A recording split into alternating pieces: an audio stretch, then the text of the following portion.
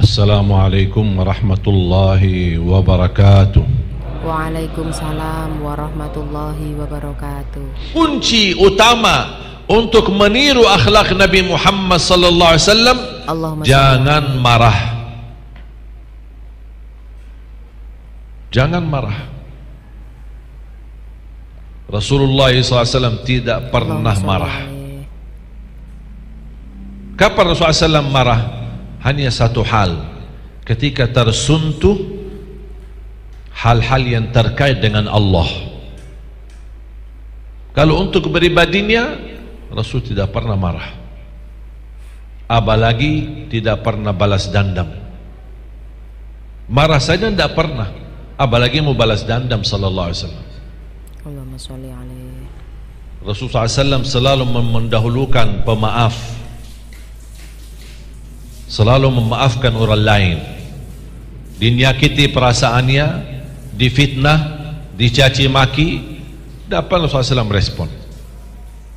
Bahkan ketika datang golongan Yahudi untuk bertemu Rasulullah SAW dan mereka mengucapkan Assalamu alaikum, bukan Assalamu alaikum, Assalamu alaikum. Apa arti Assalamu alaikum? Kecelakaan dan kematian bagimu wahai Muhammad. Itu ucapan mereka. Tapi Rasulullah SAW tidak marah. Di samping Rasulullah SAW ada Siti Aisyah mendengar ucapan orang Yahudi itu, dan dia marah, protes. Wa'alaikumussamu wal la'nah, semoga kalian yang celaka, semoga kalian yang mati, dan semoga kalian yang dilaknati oleh Allah. Kata Rasulullah SAW, ya Aisyah, sabarlah, cukup hanya wa'alaikum, tidak usah panjang lebar, wa'alaikum. Kalau ucapan mereka dengan niat baik, kembalilah yang baik kepada mereka. Kalau niatnya buruk, kembali keburukannya kepada mereka. Karena ucapan wa'alaikum, kembalilah kepada kalian.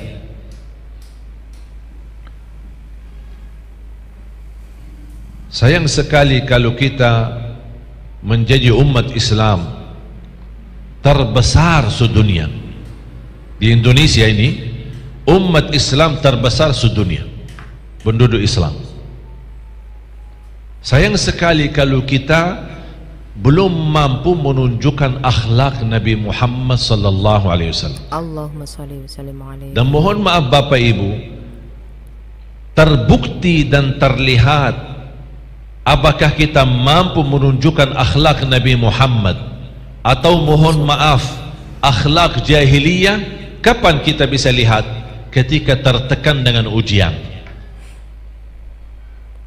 Mohon maaf kalau lagi duduk santai, relax, tidak ada masalah, tidak ada beban, tidak ada yang fitnah, tidak ada yang caci maki, tidak ada yang menghina, biasa aja. Bisa orang bilang, oh Masya Allah ini orang rendah hati. Tapi bisa dikatakan rendah hati, baik perilakunya, mulia akhlaknya, santun ucapannya, bukan di saat dia lagi santai atau relax, tapi justru di saat ketika dihina, dicaci maki, difitnah. Tunggu dan lihat apa yang dia ucapkan, apa yang dia balas. Apakah dipanjang lebar atau dia abaikan, dilalui saja. Wa idza khatabahumul jahiluna qalu salama. Kalau setiap orang jahil berkata tidak baik terhadap kita, itu sudah namanya jahil. Dia jahil. Jangan kita turun dari martabat yang mulia menjadi jahil. Jangan jadi jahil. Abaikan, karena dia jahil. Kata Rasulullah, ketika ada orang menghina kita, jangan balas dendam. Tidak usah balas. Bahkan Allah menajarkan, dan saya belajar, apapun ucapan orang itu, saya selalu berkata Assalamualaikum. Udah selesai. Coba setiap orang bodoh, setiap orang buruk akhlaknya, setiap orang perilakunya yang tidak benar, dia caci maki kita, kita balas. Besok dia tambah caci maki kita, kita balas lagi. Besok dia hina kita, kita balas lagi, tidak ada habisnya. Apalagi zaman sekarang, semua muncul di berita, semua muncul di sosial media, bikin lebih malu lagi.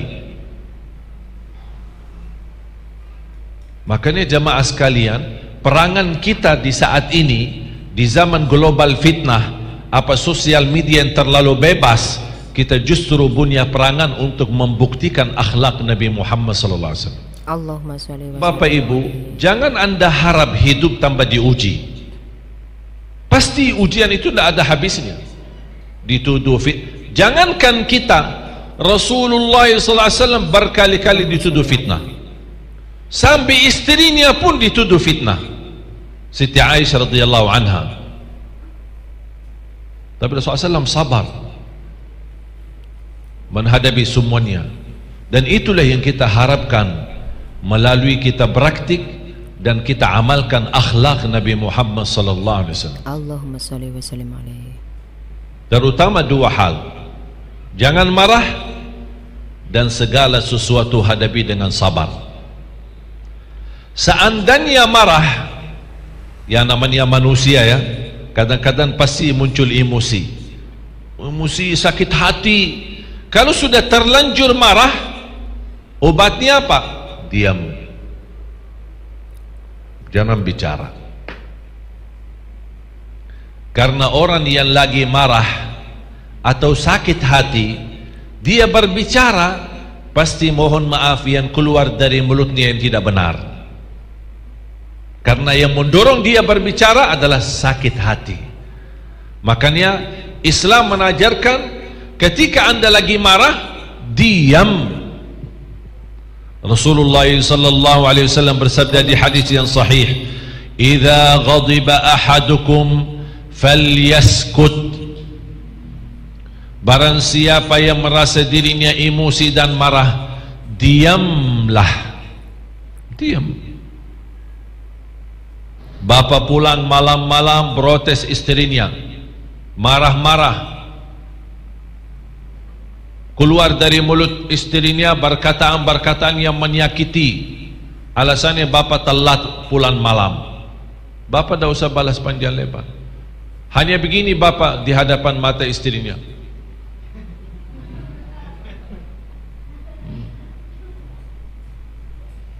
kok saya ngomong, kok kamu, tidak usah balas, tidak usah jawab, itu aja, diam.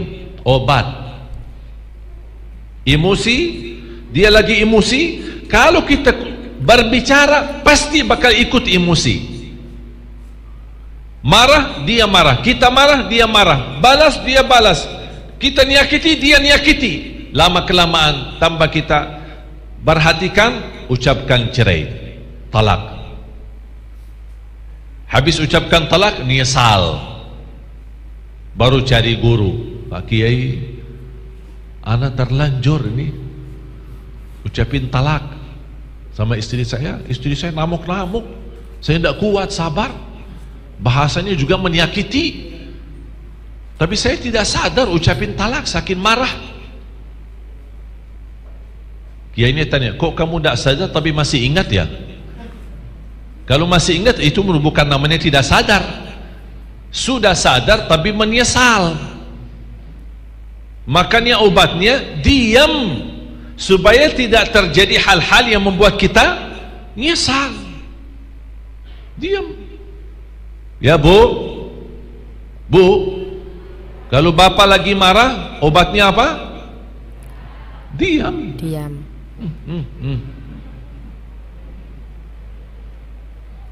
Kalau bapak saking marahnya, udahlah kalau begini saya mau nikah lagi. Ibu diam, tidak usah bang. Ini wallahi sungguh, ini bukan dari saya, tapi ini obat dari Rasulullah sallallahu alaihi wasallam. Allahumma sholli alaihi. Karena mohon maaf, dasar orang yang sakit hati pasti ucapannya tidak menenangkan. Makanya sedih kalau kita mendengar dari mulutnya orang-orang yang kita cintai, karena mungkin emosi, karena emosi di dalam hatinya, dia tidak menyadari apa yang diucapkan. Hati-hati Bapak Ibu. Saya tidak harap Justru ulama kita dijelekkan atau dicari celah gara-gara ucapan atau gara-gara kata-kata. Hati-hati. Apalagi kita di majlis ilmu, di majlis maulid, justru kita di majlis-majlis seperti itu tunjukkan akhlak Nabi Muhammad sallallahu alaihi wasallam. Karena inti daripada majlis-majlis ilmu seperti ini, orang keluar dari majlis dapat positif, dapat ilmu bermanfaat yang dia bisa amalkan. Sampai Rasulullah SAW bersabda, tidak pernah kelembutan di dalam sesuatu, pasti akan sesuatu dihiasi dengan keindahan. Dan kalau kelembutan itu dicabut menghadapi dengan kekerasan dan kerusuhan, pasti sesuatu yang indah menjadi rusak dan tidak baik. Islam mengajarkan terhadap apapun, termasuk orang yang menyakiti, kita punya pilihan. Kita punya pilihan. Sabar itu batas awal atau kemampuan tahap pertama. Ada tawaran dari Islam lebih daripada sabar. Apa? Ikhlas menghadapinya. Ada enggak lebih mulia lagi? Ada. Mau enggak? Islam kan menawarkan, mau sabar, ada lebih tinggi lagi daripada sabar, ikhlas menghadapinya. Masih ada lagi dari Islam, masih ada lagi, maafkan. Masih ada lagi lebih mulia, berkenan berbuat baik sama orang yang menyakiti kita. Ini 4 tahap. Tidak semua orang bisa. Dan selalu saya berkata, kalau tidak bisa semuanya, minimal 1. Sabar. Mungkin ada orang mampu sabar tapi tidak mampu memaafkan. Ada enggak? Ada. Manusia wajar, masih merasa sakit hati. Ana belum bisa ikhlas. Ana belum bisa ikhlas. Karena betul-betul dia menyakiti hati saya. Saya tidak bisa. Saya sabar, saya tidak mau balas dendam. Saya mampu sabar, tapi saya belum mampu ikhlas. Ada orang lain, insya Allah imannya lebih kuat, mampu sabar dan mampu ikhlas, tapi belum mampu memaafkan. Ikhlas menghadapinya, insya Allah saya siap, tapi maafkan dia, nggak bisa. Nggak bisa. Bertemu di satu majlis saya tidak mau. Ketemu dia dari jauh saya berbaring, manusiawi, wajar. Tapi begitu indah Islam. Islam tidak maksa, tapi Islam menawarkan ada 4 pilihan. Kalau anda mampu bawa 4 dan semuanya, berarti anda termasuk orang yang berbuat baik, dan Allah mencintai orang yang berbuat baik. Menahan emosi. Orang yang mampu menahan emosi berarti dia orang muttaqin, orang bertakwa kepada Allah Subhanahu wa taala. Dan salah satu jaminan masuk surga, hati yang bersih. Tak pernah dengki, tak pernah hasud. Dan salah satu doa yang saya pelajari dari guru saya terhadap setiap orang yang saya kenal maupun yang saya tidak kenal, ketika dia berkata sesuatu kepada saya secara langsung bisa dengar maupun tidak saya dengar, saya sudah tahu maupun yang saya belum tahu, saya selalu bersikap doa yang diajari oleh guru saya. Allahumma in kana ma yaqulu fiyya faghfir li, wa in kana ma yaqulu laysa fiyya faghfir lahu. Ya Allah, apa yang dia ucapkan ternyata betul ada di dalam diriku, ya Allah ampunilah aku. Tapi ternyata apa yang dia ucapkan tidak ada di dalam diriku, cuman itu fitnah, ya Allah ampunilah dia. Bukan ya Allah balas, celakalah dia, matilah dia, tidak, ampunilah dia. Kalau dia salah mengucapkan kalimat atau dia tuduh atau menyebarkan fitnah tambah kebenaran, tambah dasar yang benar, ya Allah ampunilah dia. Dia yang salah, ya Allah ampunilah. Kalau memang saya yang salah, ya Allah ampunilah aku. Bapak Ibu jamaah sekalian, perlu kita ikuti dan tiru akhlak Nabi Muhammad sallallahu alaihi wasallam. Ini yang betul-betul kita butuhkan, akhlak Nabi Muhammad sallallahu alaihi wasallam dalam sehari-hari kita, terutama bersama keluarga kita, di dalam rumah tangga kita. Sedih kalau saya melihat ada orang mulia akhlaknya di luar rumah tapi galak di dalam rumahnya. Itu bukan akhlak Nabi Muhammad SAW. Justru akhlak Nabi Muhammad termulia ketika bersama keluarganya. Sambil Rasulullah SAW bersabda, khairukum khairukum li ahli. Semulia seorang laki-laki adalah yang termulia akhlaknya sama keluarganya, dan akulah yang mulia akhlaknya sama keluargaku, kata Rasulullah. Makanya kalau ingin tahu akhlak seorang, tanya istrinya. Istrinya yang hidup sama dia di saat manis maupun di saat susah, di saat bahagia maupun di saat penderita, di saat sehat maupun di saat sakit, apapun keadaan, di saat miskin maupun di saat kaya, istrilah pendamping. Makanya kata guru saya, kalau ingin tahu akhlak seorang, tanyalah istrinya. Dan alhamdulillah istri saya dah ikut ya cara. Itu kunci kemuliaan akhlak. Bapak ibu, dan orang menjadi mulia akhlaknya akan mampu mencapai darajat tinggi di dalam surga, melebihi darajat ahli puasa dan ahli tahajud. Contoh, kalau ada orang yang suka puasa Isnin Kamis, atau suka puasa Daud dan suka tahajud setiap malam, tapi ada orang lain tidak puasa, tidak tahajud, tapi orangnya betul-betul mulia akhlaknya, masih yang mulia akhlaknya lebih tinggi darjatnya di surga Allah. Dah bahkan orang yang mulia akhlaknya jaminan mendapatkan dudukan sangat dekat sama Rasulullah sallallahu alaihi wasallam. Bukan hanya dapat syafaat Rasul, bahkan mendapatkan dudukan dekat. Sampai Rasulullah SAW bersabda, aqrabukum minni majlisan yaumal qiyamah ahasinukum akhlaqa. Yang paling dekat kepadaku hari kiamat yang termulia akhlaknya.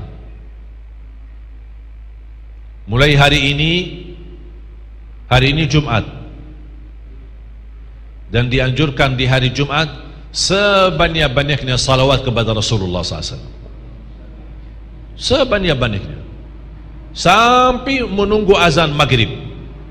Naik motor, jalan kaki, di mana-mana, terus basahi lidahmu dengan salawat kepada Nabi SAW. Karena itu permintaan Nabi Muhammad di hari Jumat, inna min afdali ayyamikum yawmal jumu'ah fa'akthiru alayya minas salati fi. Sebaik-baik hari kalian adalah hari Jumat, berbanyaklah salawat kepadaku di hari Jumat. Terus kita bahkan dianjurkan oleh ulama, boleh kita tinggalkan seluruh zikir, tasbih, tahmid, tahlil, takbir, semua boleh ditinggal. Khusus di hari Jumat, fokus cuma satu, sebanyak-banyaknya salawat kepada Rasulullah SAW. Karena itu permintaan Nabi Muhammad SAW. Apalagi kalau kita niatkan salawat itu untuk hajat kita, apapun hajat kita. Yang sakit insya Allah disembuhkan penyakitnya, yang ada hajat dikabulkan hajatnya, yang punya urusan keluarga dimudahkan urusannya. Salawat kepada Rasul dahsyat manfaatnya. Dan cukup yang kita dapat sebagaimana di hadis yang diriwayatkan Imam Muslim, man shalla alayya wahidah sallallahu alaihi bi ashra. Barang siapa, kata Rasulullah SAW, barang siapa yang salawat satu kali kepadaku, akan Allah balas 10 kali rahmat. Ini baru satu kali kita dapat 10 kali rahmat. Bagaimana kalau puluhan kali? Bagaimana kalau ratusan kali? Berapa ribuan rahmat yang kita dapat melalui wasilah salawat kepada Nabi Muhammad SAW.